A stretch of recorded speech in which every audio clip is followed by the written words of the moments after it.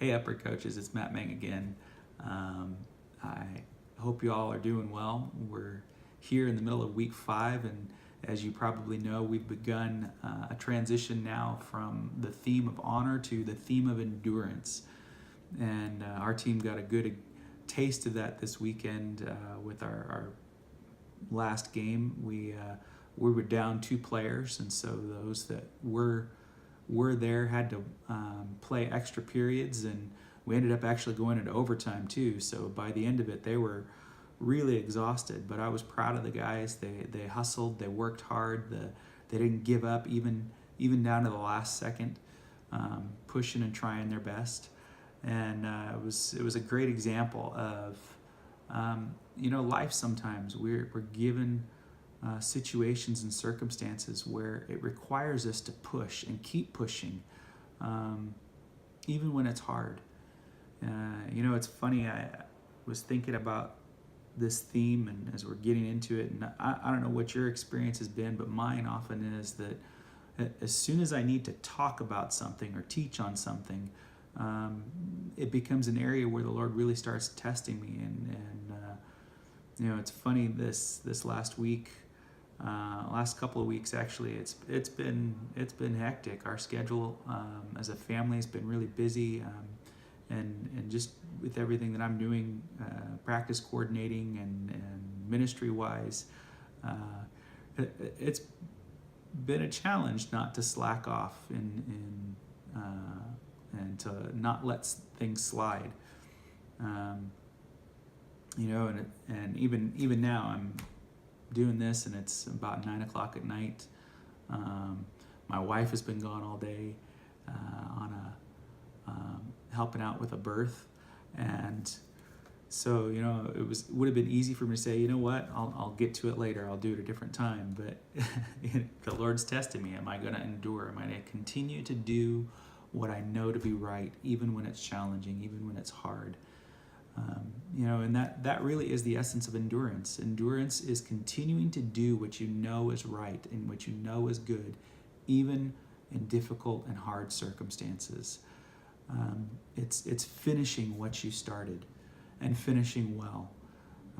So often in life, we're faced with challenges in work. We're faced with challenges in relationships. We're faced with challenges in just everyday circumstances and situations that we're tempted to quit or to give up or to give less than our best. And if you've been following along, we're in the story of Noah this week, and I think Noah is an amazing example of someone who shows great perseverance. I don't know how familiar you are with the story, but if you read through in chapter 5, and it's talking about what's been going on, the genealogies, and it gives how old Noah is, as you start this whole story of the flood and God destroying the earth with the flood. And it says that he was 500 years old when he became the father of Shem, Ham, and Japheth. And it's right after this that the Lord speaks to Noah and says, the wickedness of the earth, of the human race, has become so great that I'm going to destroy everything. And he gives Noah instruction on how to build the ark and what things he needs to plan for and prepare for. He gives instruction on food to bring in and what kinds of animals, and all this different things. And for 100 years, Noah works on this. But what I want to point out is that in verse 22 of chapter 6, it says, Noah did everything just as God commanded him. And then it repeats it again in chapter 7. It says, and Noah did all the Lord commanded him. And Noah was 600 years old when the floodwaters came on the earth. So now, think about that. I mean, how many of us have worked at anything for 30 or 40 years? I know some people that they spent 20, 30 years at the same job. Some who spent a few years more. But these days, it's really rare that anyone sticks with anything, even for 5 to 10 years. It's becoming increasingly rare that people stick with jobs, stick with relationships, stick with churches, stick with anything for a long period of time. You're finding more and more these days that we live in a world where endurance is lacking. The ability to stick with something, and not just stick with it, but to do what's right. It says Noah did everything just as God commanded him. Now, the ark, as God instructed him, it says it was 300 cubits long, 50 cubits wide, 30 cubits high. It was 3 stories tall. It was easily as long as a football field and as wide as a football field. You're not talking about a small thing. And yet, not only does he build the ark, not only does he fill it with 2 of every kind of animal, 7 of every kind of clean animal. Not only does he take food and supplies and everything that they need, he does all of it, everything, just as God commands. He does it with a right heart, with a right attitude. And it doesn't say here, I mean, we don't get a whole lot of details, so it doesn't tell us, were there times where he was grumbling and complaining in this 100 years. It doesn't give us all the little in-betweens.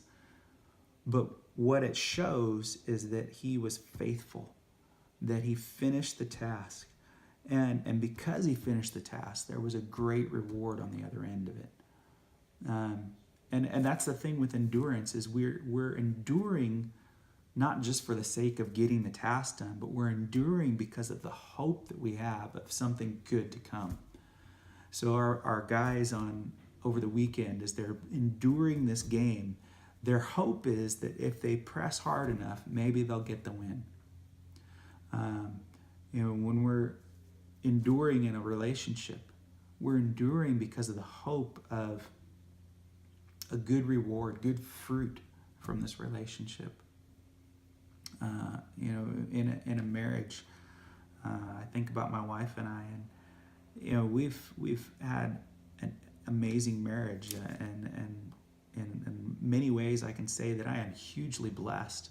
But it's also taken patience and endurance and work and effort on both our parts to build into one another, to serve one another, to maintain our relationship together. And it takes enduring highs and lows. We've been through great loss. We've been through great change. We've been through challenges of moving overseas and then moving back again. We've been through the loss of children. We've been through the loss of family members, close relatives. And through it all, we've endured because of the joy and the hope and the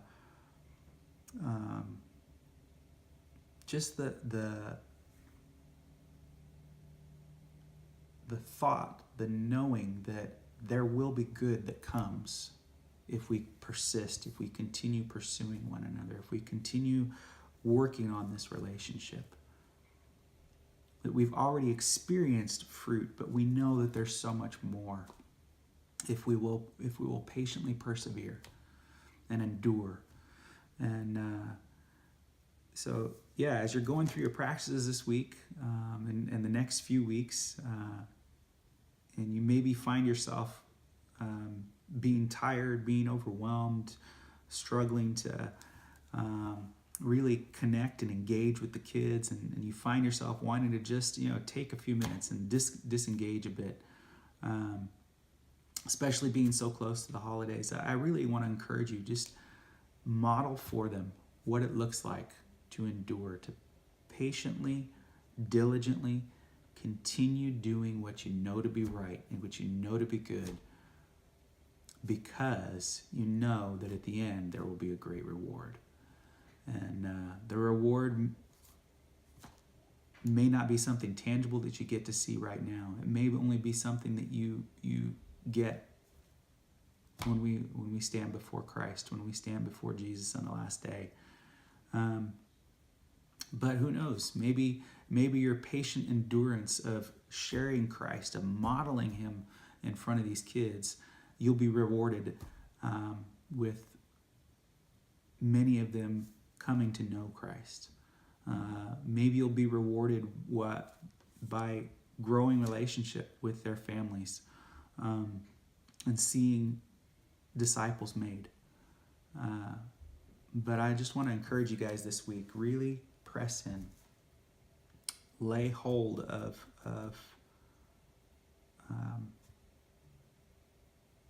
what you've been called to.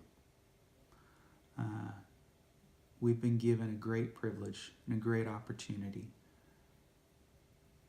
to live out Christ in front of these kids and in front of their families. And I want to challenge all of us to step up and to endure for the sake of Jesus, to endure because of what he has already done for us. He endured the cross for the joy set before him. And that's something that I want to leave you with there, is that remember that he endured the cross because of the joy set before him. So let us endure joyfully in living out and in sharing Christ with these kids. So blessings, guys. Hope you have a great week. Hope this encourages you a little bit. And if you have any questions or you have any thoughts or ideas about the Bible portions or anything else we can be doing throughout the rest of the season, please let me know. Hope to see you in the week and maybe over the weekend at some of the games. So blessings, and talk to you later.